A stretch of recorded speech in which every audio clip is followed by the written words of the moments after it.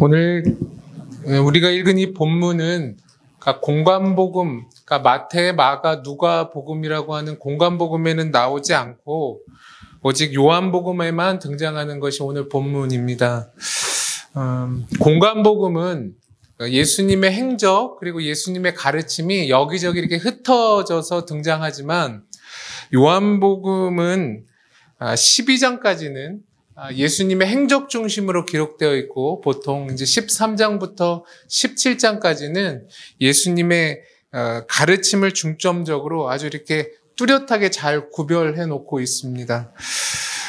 이제 요한복음 13장부터 우리가 앞으로 17장까지 볼 터인데 여기에는 세상이라고 하는 단어, 그러니까 코스모스라고 하는 단어가 40번 이상 등장합니다. 그러니까 13장부터 여러분이 17장에 예수님의 대제사장적 기도까지 세상이라는 단어를 좀 집중해서 본다면 우리가 또 성경을 또 더 깊이 이해할 수 있을 것입니다. 왜 이런 세상이라는 단어가 많이 등장할까라고 생각해 본다면 예수님께서는 자기가 사랑하여서 구원해야 될 대상이 살고 있는, 거하고 있는 세상에 대해서 이야기하고 싶었고, 이제 자기가 죽어서 부활하여서 이제 떠날 그 세상에 대해서 이야기하고자 하셨기 때문에 이 13장부터 17장 이 가운데 많은 세상이라고 하는 단어를 등장시키셨던 것입니다. 우리 오늘 본문 요한복음 13장 1절부터 11절까지 저와 이렇게 교독해 보도록 하겠습니다. 제가 한 절, 여러분 한 절 읽겠습니다. 저희가 잘 아는 것처럼 세족식에 대한 이야기입니다. 이것을 겉으로 언뜻 보게 되면 겸손의 행위에 관한 가르침으로 볼 수 있습니다. 이것이 우리가 이제까지 봤던 이 본문의 내용입니다. 교회에서 신앙생활을 하다 보면 한 번쯤은 경험할 수 있는 것이 세족식입니다. 저도 이제 모태신앙으로서 좀 더 이제 어릴 때, 학생 때, 청년 때 몇 차례 사실 세족식을 교회 프로그램 가운데 경험해 본 적이 있습니다. 여러분도 그러신 경험이 있으실 겁니다. 저에게 있어서 세족식은 극단적인 느낌으로만 옵니다. 보통 이제 학생 때, 청년 때 이제 수련회 가서 이 프로그램들을 했었는데요. 극단적이라 함은 첫 번째는 이제 굉장히 웃었던 기억이 납니다. 왜 웃었냐 하면 옛날이니까 제가 이제 전쟁 끝나고의 시대이기 때문에 그때 당시에 보면 이제 발이라고 하는 것을 이제 감수성이 예민한 어린 나이 때 학생 때 내놓는 것 자체가 이제 여성으로서도 창피하고 남자애들은 이제 너무 이제 냄새 난다는 것에 이제 경악을 했던 기억이 납니다. 그러니까 세족식이 세족식 같지 않았어요. 이건 하나의 폭소 대잔치 같은. 그러니까 발을 보고 때가 꼈니 안 꼈니. 그리고 저희 때는 이게 비누로 또 씻어줬기 때문에 저는 특히 또 간지러움에 또 너무 약하기 때문에 건드릴 수가 없었던 거죠. 또 어떤 애는 너무 물이 더럽다 하면서 소리 질렀던 애들도 있고 여자애들은 발을 안 내놓겠다. 그래가지고 이건 폭소 대잔치 같은 그런 한 가지 기억이 있고 또 한 번은 이제 믿음 좋은 여자 전도사님이 오셔서 더러운 발을 붙잡고 또 이게 다른 세족식이지만 펑펑 우시는 거예요. 그 발을 붙잡고 엎드려서 그런 기억밖에 없습니다. 근데 이제 말씀을 준비하다 보니까 발을 씻기는 것은 굉장한 큰 의미를 담고 있는데 그 큰 의미를 아무것도 모르는 어린 나이의 아이들에게 퍼포먼스를 했다라는 것 자체가 좀 이치에 맞지 않는다는 것을 생각해 봤습니다. 예수님께서 보여주신 이 제자들의 발을 씻기는 이 모습은 의식적인 행위보다 훨씬 큰 의미를 여기에 담고 있습니다. 그런데 우리가 하는 이러한 의식은 그것보다 훨씬 더 모자란 것으로 이것을 프로그래머하는 경우가 많다는 것입니다.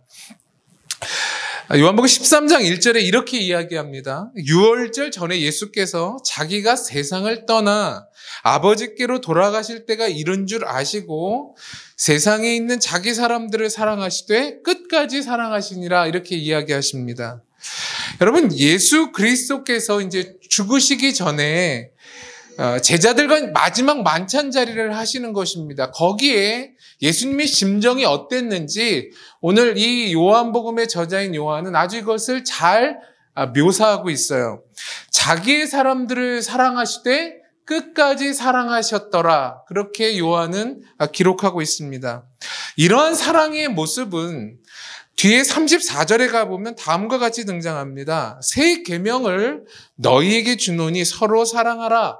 내가 너희를 사랑한 것 같이 너희도 서로 사랑하라 라고 예수님께서는 새 계명을 제자들에게 말씀하세요.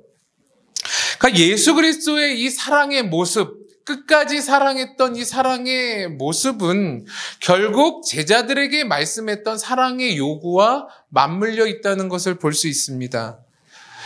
여러분, 예수님의 오늘 이 말씀은 유언과 유사한 형태입니다. 거기에 말과 예수님의 행위가 담겨 있는 것입니다. 여러분, 유언의 성격을 본다면 왜 유언이라고 하는 것, 죽기 전에 사람이 남기는 말은 왜 참되고 왜 그것은 중요한 것일까요? 왜 유언은 참되었고 중요한 것이냐 하면 유언은 생의 마지막에 하는 이야기이기 때문에 그렇습니다. 그래서 거기에 거짓을 담기도 그렇고 거기에 하찮은 것을 담기에도 그렇습니다. 그게 유언의 성격입니다. 왜 그러냐면 더 이상 할 이야기가 없기 때문에 그렇습니다. 그러니까 오늘 예수님의 이 이야기는 유언과 같은 어떤 성격이 조금 스며들어 있죠. 이제 마지막이니까.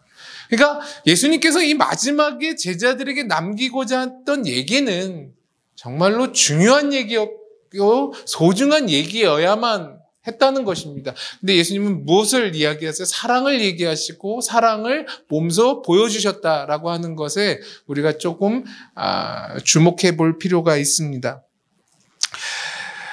그 사랑의 이야기, 사랑의 요구, 그리고 사랑의 행위를 보여주셨던 예수님께서 하셨던 행동이 뭐예요? 오늘 본문처럼 제자들의 발을 씻기는 행위를 하셨다는 것입니다. 그러니까 사랑의 표현이 예수님에게 있어서 뭐였죠? 발 씻김이었다는 거예요.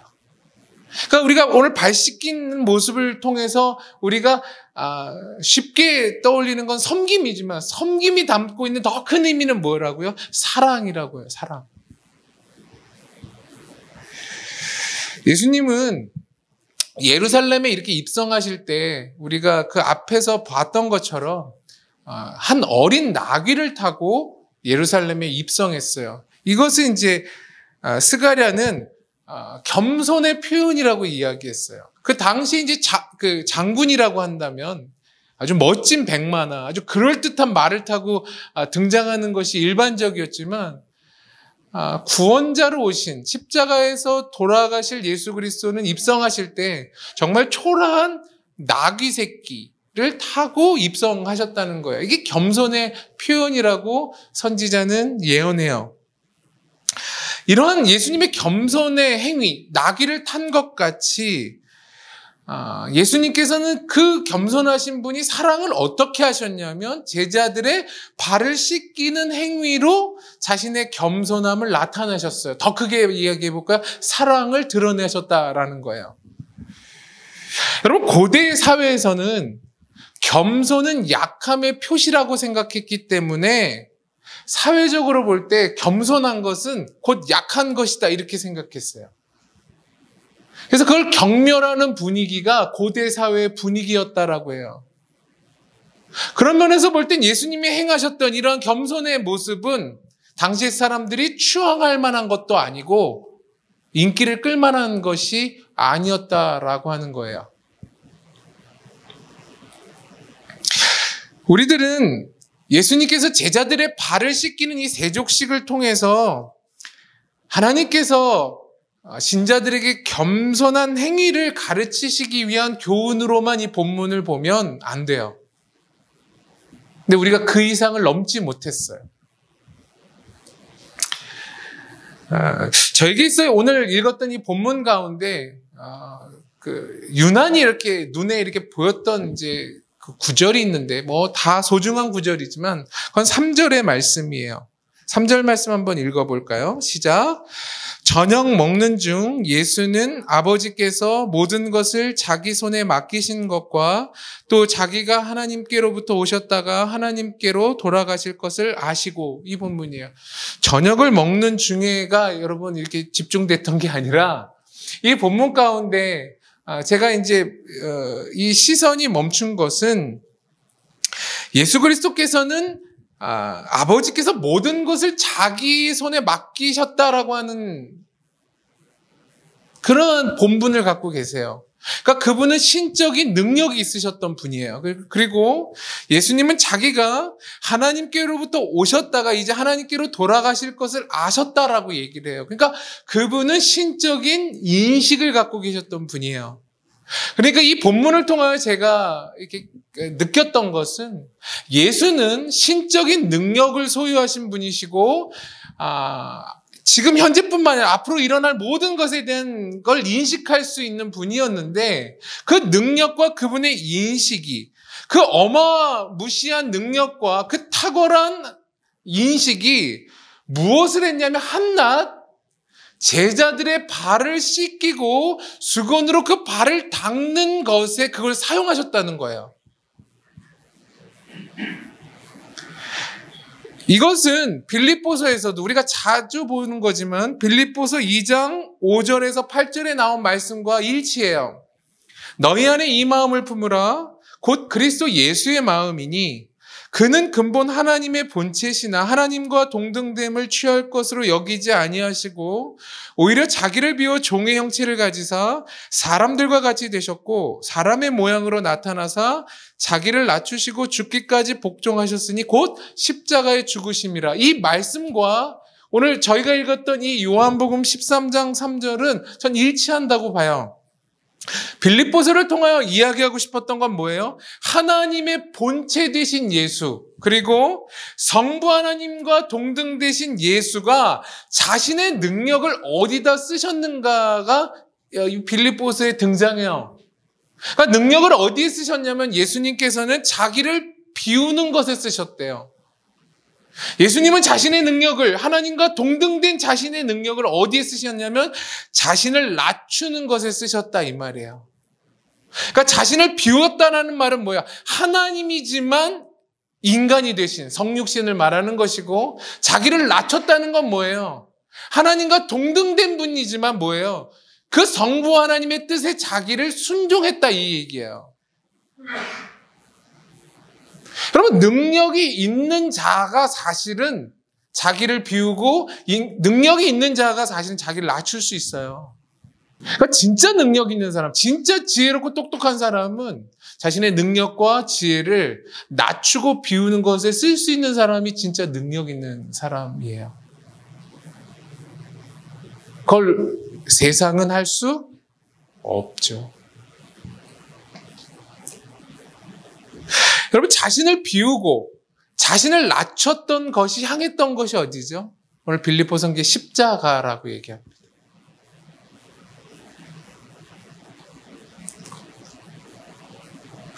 예수 그리스도께서는 마지막 식사 자리에서 자신의 능력과 자신의 인식을 다해서 제자들을 사랑하는 것에 허비하셨어요. 그 내용으로 오늘 뭘 삼으셨냐면 발 씻음을 삼으셨다는 거예요. 정리하자면 하나님과 동등되신 분이 그분의 능력과 인식을 사랑을 위하여서 어떤 행동을 하셨다고요? 발 씻기는 행동을 하셨다 이거예요. 여러분, 예수님께서 오늘 본문에 보면 제자들의 발을 씻기기 위해 가장 먼저 하셨던 행동이 무엇이죠? 오늘 본문에 보면 4절에 겉옷을 벗으신 것부터 해요. 식사를 하시면서 잠깐 내가 할 일이 있다 그러면서 겉옷을 먼저 이렇게 벗는 행위부터 하세요. 여러분, 겉옷을 이렇게 벗었다라고 하는 이것은 뭐냐면 이제 그 발을 씻기기 위해 했던 이제 첫 번째 작업인데, 이것은 이제 더 엄밀히 말하면 원어에 보면 이게 노예입니다. 종은 대가가 있잖아요. 근데 노예는 뭐예요? 대가가 없는 자를 노예라고 그래요. 그러니까 뭘 어떻게 해도 상관없는 자, 보상이 필요 없는 자. 그러니까 노예의 모습으로 주인된 자를 섬기기 위한, 손님을 섬기기 위한 행동이 뭐냐면 발을 씻기는 거예요. 그러니까 종이 할 수 있는 가장 미천한 일이 오늘 발 씻기는 거였어요. 그러니까 제일 낮은 계급이 할 수 있는 가장 낮은 일이 발을 씻기는 거였다고요. 이해가 되세요? 그것을 하시기 위해 지금 예수님께서 하셨던 첫 번째 작업이 뭐다? 겉옷을 벗었다라는 거예요. 이 겉옷을 벗었다라고 하는 원어가 티대신이라고 하는 단어인데, 헬라어 단어인데, 이게 어디에 쓰였냐면 앞에 보자면 요한복음 10장 11절에 쓰인 단어와 동일해요. 제가 읽어드릴게요. 나는 선한 목자라. 선한 목자는 양들을 위하여 목숨을 버리거니와. 이 목숨을 버렸다라는 단어가 티대신이에요. 그러니까 선한 목자 대신 예수 그리스도께서 양들의 생명을 위하여 자기의 목숨을 버렸다라는 단어와 오늘 본문에 등장하는 예수님께서 제자들의 발을 씻기 위해서 겉옷을 벗었다라는 단어가 일치한다는 거예요. 여러분, 한 사람의 지위를 나타내는 것이 뭐죠? 옷이잖아요. 옷. 그러니까 의복을 벗었다라는 건 자기의 지위를 내려놓은 것이죠. 그리고 살아있는 사람의 정체성을 상징하는 게 뭐죠? 목숨이잖아요. 그 목숨을 주님께서 기꺼이 뭐 하신 거예요? 벗어버리신 거예요. 이 단어가 동일한 단어라는 거죠. 우리는 뭘 할 수 있습니까? 겉옷을 벗으셨다는 말은, 세족을 하기 위해 겉옷을 벗으셨다는 말은 주님께서 자신의 사랑하는 자들의 생명을 위하여서 목숨을 버리셨다는 것과 동일한 단어라는 거죠. 그러니까 예수님은 자신이 사랑을 증명하기 위해서 자신의 지위와 자신의 목숨을 포기하셨다는 것이 결국 선한 목자의 비유가 이야기하는 것이고, 오늘 제자들의 발을 씻기었다라는 이 내용이 이야기하고자 하는 거예요. 그러니까 우리가 생각하는 것보다 훨씬 크지요. 이런 말이 되지 않는 내용으로 예수는 성부 하나님의 사랑을 표현해내신 거예요.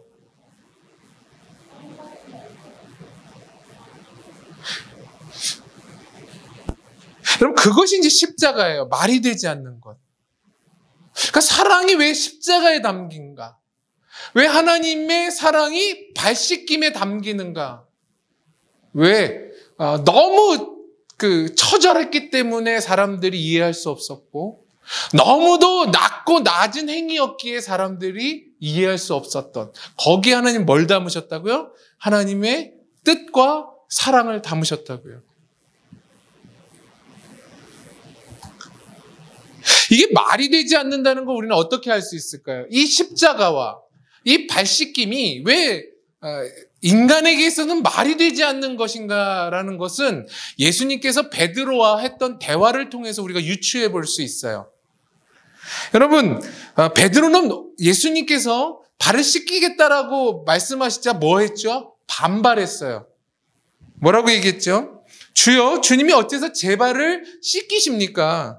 절대로 주님은, 여기서 절대로를 이 성경의 밑에 각주에서는 영원이라고도 말해요. 네버 뿐만 아니라 영원히 주님은 제 발을 씻길 수 없을 것입니다라고 베드로가 예수님의 발 씻김에 뭐예요? 반발을 해요. 이게 인간이었다면 여러분, 이게 이해할 만했다면 수긍했겠죠.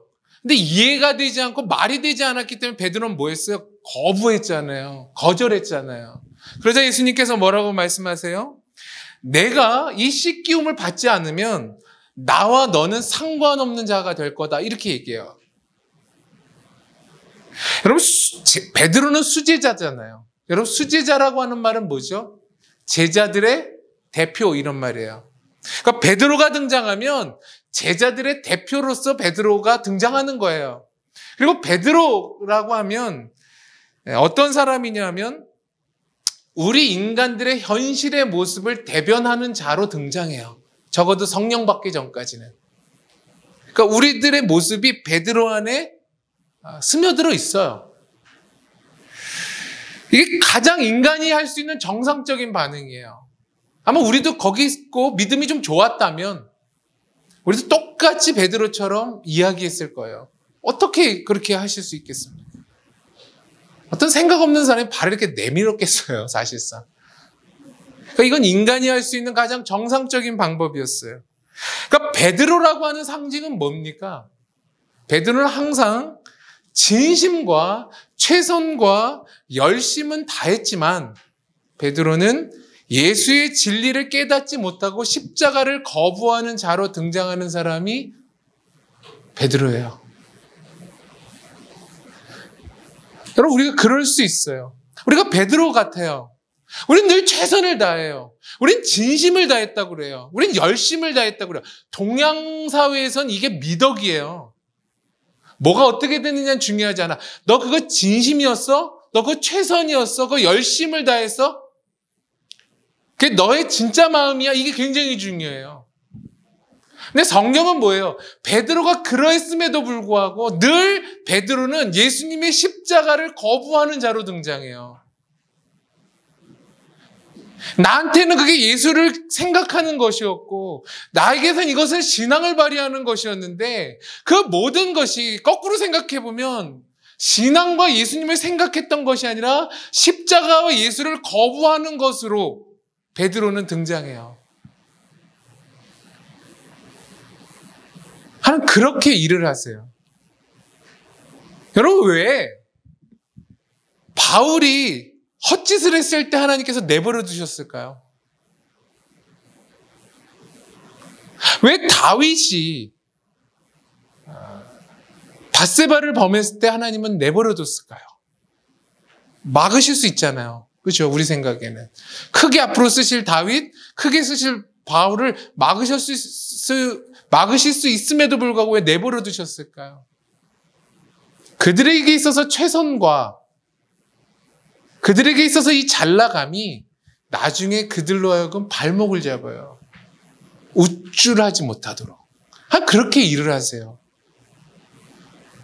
그래서 베드로가 나중에 뭐예요? 죽을 때 어떻게 죽어요? 내가 어떻게 예수님과 같이 죽을 수 있겠냐, 똑바로. 십자가에서 거꾸로 죽잖아요. 그 하나님이 우리의 그 못남들을 내버려 두시는 이유가 있다면 더 깊이 있게 크게 쓰시려고 하는 거기 때문에. 그래서 못난 짓을 계속 하시면 그 무게감이 생겨요.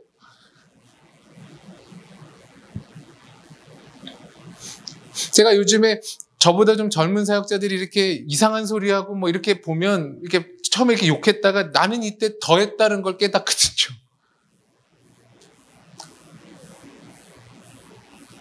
그래서 입 다물고 있는 거죠. 나보단 좀 낫네라고 얘기하죠. 그럼 베드로는 그러한 자로 등장해요. 진심과 열심과 최선을 다하지만 그것이 늘 십자가와 예수의 뜻을 거스르는 자로 존재하는 꼭 우리 같은 거죠. 이게 인간의 나약함이죠. 현실에 있어서 우리가 굉장히 의롭다고 생각하고 굉장히 똑똑한 척을 해요. 베드로처럼. 하지만 굉장히 무지하고 굉장히 무능력하다는 것을 정신을 차릴 때만 깨달을 수 있는 그러한 자로 오늘 베드로가 등장해요. 우리와 다를 것 없어요. 우리는 굉장히 나약합니다. 마태복음 16장 22절에는 베드로가 이제 비슷한 이야기를 해요. 예수님께서 고난받고 내가 죽었다가 3일 만에 살아날 것이다라고 제자들 가운데 그 마태복음 16장에 이야기하세요. 근데 베드로가 뭐라고 거기다 대답하는 줄 아세요? 이거 비슷하게 얘기하죠. 베드로가 예수를 붙들고 항변했다라고 얘기해요. 항변했다는 말이 뭔지 아세요? 윗사람이 밑에 사람 꾸짖는 듯이, 비난한 듯이. 이게 항변했다라는 단어예요. 주님 그리하지 마옵소서. 이 일은 결코 주님께 미치지 못하리이다. 이렇게 얘기해요. 예수님 생각한다고 말했던 수제자의 대답이 뭐라고요? 나 죽으러 왔어. 나 죽고 나 3일 만에 살 거야. 나 고난을 받을 거야. 라는 예수님의 선포에 주님을 꾸짖고 비난하면서 절대로 그런 일이 일어나서는 안 된다라고 이야기하는 게 베드로예요. 칭찬해야겠습니까? 주님 욕하셨잖아요. 사단아, 내 뒤로 물러가라. 이렇게. 그럼 우리가 하는 것이, 우리가 의롭다고 여기고 우리가 똑똑하다고 현명하다고 느껴서 행하는 모든 것이 예수님 측면에서 볼 때에는 가장 십자가의 길과 생명의 길을 막는 행동일 수 있다라고 하는 걸 우리는 베드로를 통해서 배워야만 해요. 인간은 늘 이런 것밖에 만들어내지 못해요. 여러분, 발 씻기는 거라고 하는 것은 정말 그 노예 중에 노예가 할 수 있는 가장 하찮은 일인 이 발 씻기라고 하는 것은 인간상 모든 지위와 권력을 전복시키는 행위에 말이 되지 않는 거예요. 신이 죄인의 가장 낮고 더러운 것을 닦는 거예요.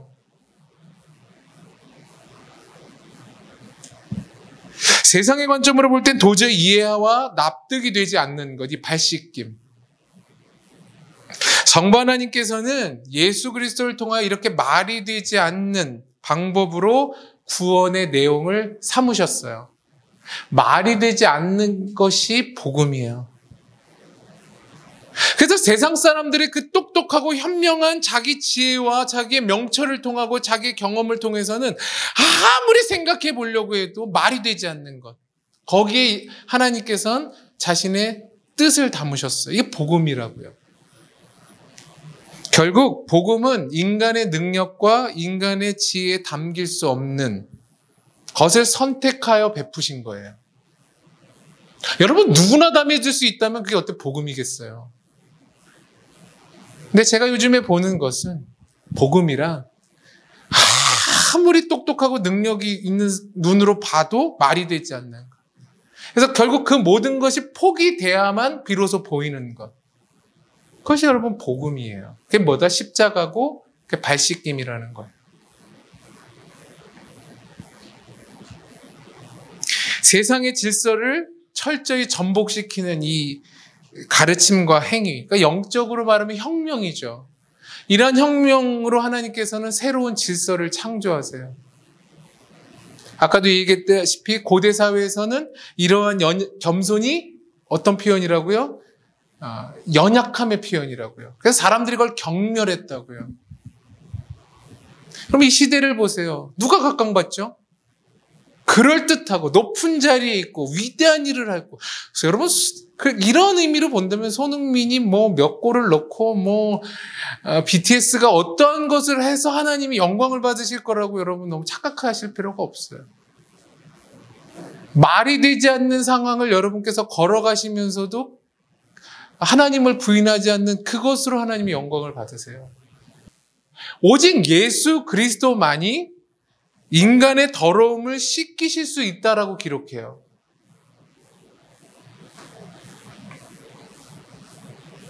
그러니까 나만이 너희를 씻겨 너희와 상관 있는 자로 존재한다. 이렇게 얘기를 해요. 각자가 네 발을 씻어라 이렇게 얘기하지 않고 나만이 너희의 발을 씻을 수 있고 내가 씻기는 이 발을 통하여서 너희들은 나와 상관 있는 자가 된다. 그러니까 뭐야? 나만이 너희의 죄를 해결할 수 있는 십자가를 질 수 있는 자이고 나만이 너의 더러움을 씻을 수 있는 자로 존재한다. 이것이 관계가 될 때만 우리가 상관 있는 자가 될 것이다라고 예수님께서는 이야기하시죠. 이것을 받아들이는 게 뭐다? 회심이에요. 그러니까 십자가와 예수님께서 나의 발을 씻기는 것에 나를 드리는 자만이 뭘 하는 자예요? 그 자만이 예수님과 상관 있는 자, 그리고 회심하는 자, 구원을 얻는 자가 돼요. 이때 비로소 인간은 방향전환이 돼요. 그래서 지위가 바뀌고 사실상은 관점이 바뀌고 또 가치 있는 내용이 바뀌고 사실상 인생의 목적이 바뀌게 돼요. 그러니까 사랑하는 여러분, 이 십자가와 여러분 이 발 씻김에 담겨 있는 의미는 겨우 그냥 성도로서 서로 발 씻기는 이 이벤트를 통해서 그저 내가 너를 섬기겠다라고 하는 어떤 퍼포먼스가 아니라 사실상은 우리가 할 수 없는, 그러니까 예수 그리스도만이 할 수 있는 그 말이 되지 않는 복음의 깊은 내용을 담고 있는 놀라운 것이라는 걸 우리는 기억할 필요가 있어요. 다만 인간은 거기에 뭐로 존재한다? 그걸 거부하는 자로밖에 존재하지 못한다. 근데 사랑이 어떻게 한다? 뚫고 들어오죠. 그 무지에, 그 무능력함에 사랑이 뚫고 들어와 결국 뭘 맺고 마세요? 상관을 맺고 말잖아요. 말씀을 맺겠습니다. 20세기의 그 인도의 위대한 선교자이자 말년에는 영국에 가서 복음을 증거한 신학자 레슬리 뉴비긴은 이런 말을 했습니다. 계시는 모순을 포함해야 한다. 멋있는, 이거 써놔야지 2020년에 우리 집에다 그냥, 그쵸? 계시는 모순을 포함해야 한다. 진짜 멋있는 말이에요. 오늘 다 잊어버려도 돼요. 계시는 모순을 포함해야 된다라고 하는 이 레슬리 뉴비긴의 이야기로 마칠까 합니다. 인간의 눈에 보이기에 어리석고 말이 되지 않는 이 구원의 모순들이 비로소 참된 계시로 보여지고 오늘도 살아갈 내용이 되어질 수 있다면 우리 모두는 축복받은 자일 것입니다. 사랑하는 여러분, 한 주 동안의 삶의 가운데서도 십자가와 이 발씻김에 이 말이 되지 않는 모순 가운데 하나님의 진리와 구원을 담겨 넣으셨다는 사실을 깨달으시면서 여러분, 우리 각자에게 주어진 이 은혜의 길을 묵상하시면서 걸어가실 수 있는 저와 여러분 되기를 간절히 축원합니다. 기도하겠습니다.